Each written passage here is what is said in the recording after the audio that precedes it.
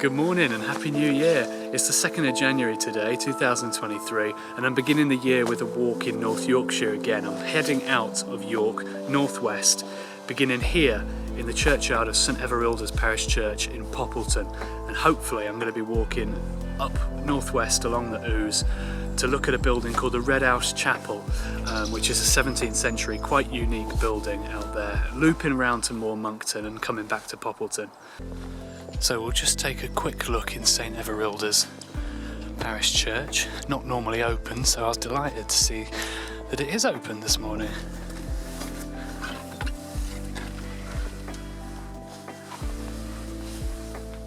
Just close the door behind me.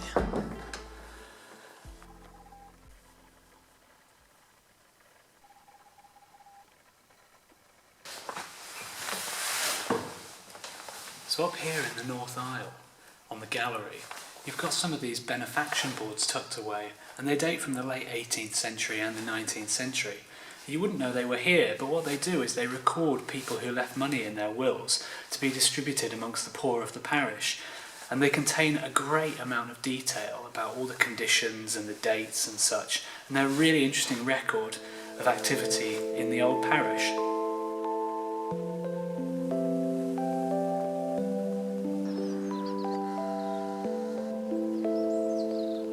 So the path I wanted to take up there is a complete no-go. It's all flooded all the way up there.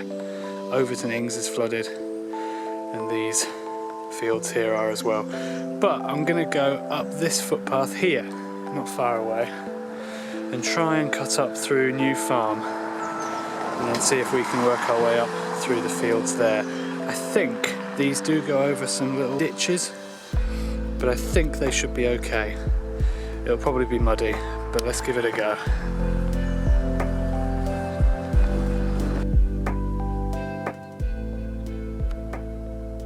One thing I thought I would show you just walking across these really empty fields is that in the distance, on the North York Moors, you can see the White Horse of Kilburn.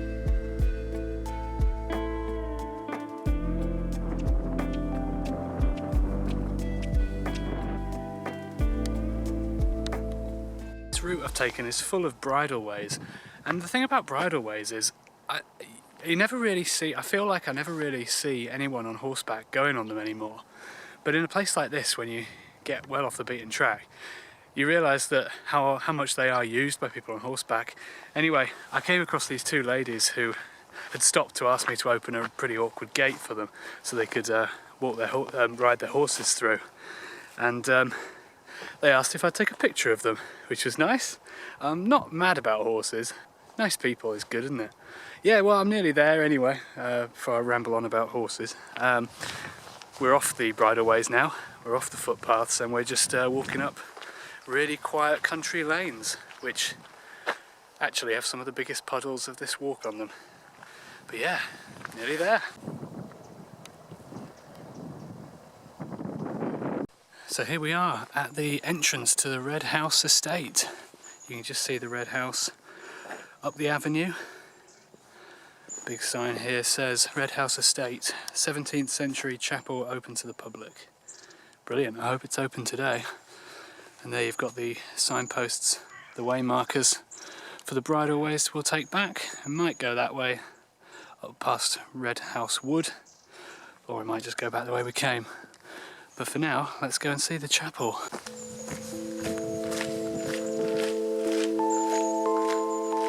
This looks like the moated site beside the 17th century hall. So that may be where the original manor house stood. And the earthworks are really deep. The moated ditch is really deep.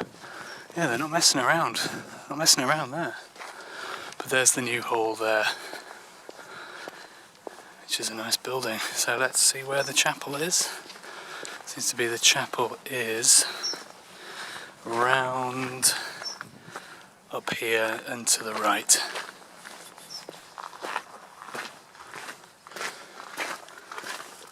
The Red House Chapel dates to the first quarter of the 17th century, shortly after the neighbouring Red House was rebuilt by the Slingsby family of Scriven near Knaresborough. This replaced an earlier manor house to the village of Scagglethorpe, which has long since vanished. The chapel interior is a triumph of 17th and 18th century woodwork. It's an almost complete arrangement of original furnishings and fittings.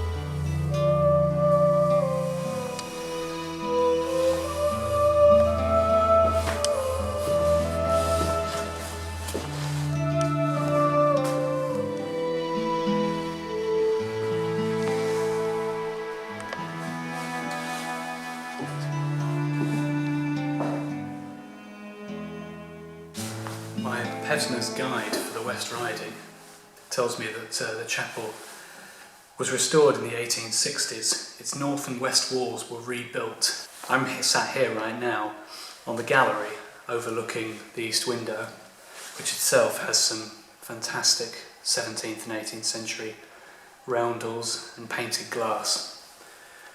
But the main staircase we just came up has the crests of the family taken from the staircase of the main house, which is why they had all those great painted finials and points to them. It's an incredible place. This was used as a prep school chapel between 1902 and 2001. It looks like a Catholic chapel, but it's not. It was always Anglican for the Slingsby family, but they did generate some suspicion around that, because even though it's a private family chapel, the story goes that it seats 24 people. And the Archbishop and the church authorities in 17th century York grew a bit suspicious of what was actually going on here. But it's an incredible place. It's grade 2 star listed today. And what an amazing destination this is. So that's it.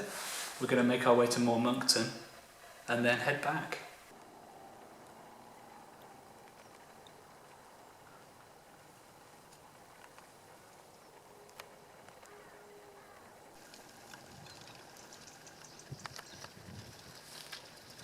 The Red House Chapel here is an incredible treasure. That a historic building, that a red brick chapel of the 17th century can survive in a place like this, so rural, completely untouched and open every single day to the public. It's the 2nd of January today. There's nobody about walking really, a few people on horseback and a couple of people walking dogs, but this is open. And it's incredible. The woodwork, the stained glass inside is of absolutely national significance.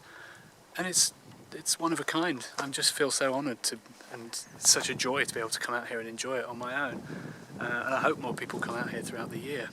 And it's definitely going to be a place I come and visit again.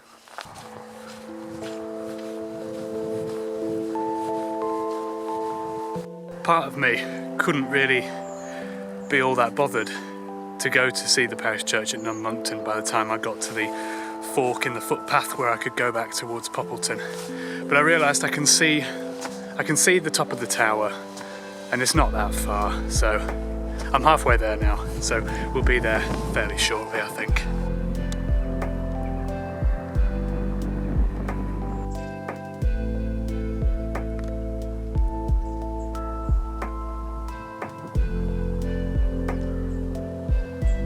I'm glad I did come out here, because I didn't realise that in the porch there are these incredible monuments which have been reset. So this here is a tiny effigy. And there's a name for this kind of monument, but I can't quite remember what it is. But this is an incredible example, and it survives so well. And there's another one on the west side, which is not the same type of monument, but it's an effigy as well, about the same size, but a bit more weathered. And the, is it a transitional doorway? Well, it could be Norman transitional, so I'm guessing first half of the 12th century, possibly later.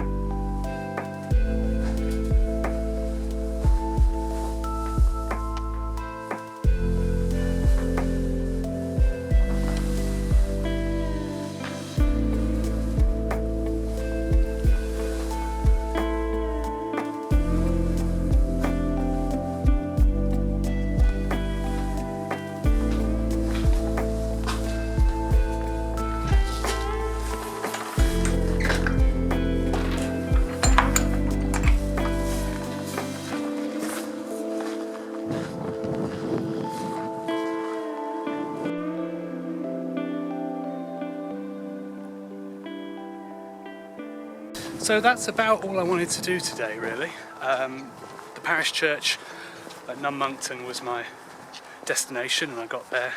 I pushed on and did it, which I'm quite pleased with myself for sticking to that plan. But I'm going back to Poppleton the same way I came. Otherwise it would just be walking down one of the main roads, which is just a bit busy. There's no footpath. But yeah, when I get back to York, start the working week for 2023 tomorrow. So it's been a good final day of the festive break to go out and stretch the legs and see two buildings that I'm surprised I hadn't actually been to before. But yeah, hopefully more to come. Thanks for joining me, and hopefully see you soon.